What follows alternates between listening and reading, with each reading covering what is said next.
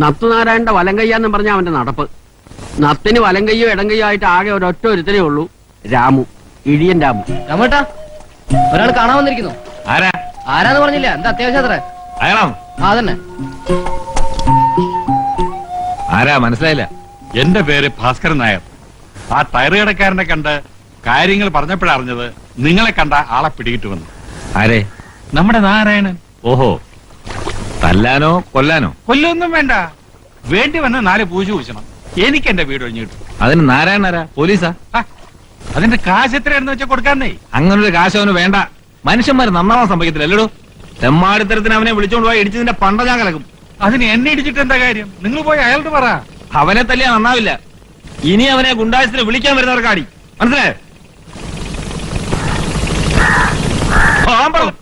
എനിക്ക് ഏത് നേരത്തെ ഈ ബുദ്ധി തോന്നി എന്റെ ദൈവമേ.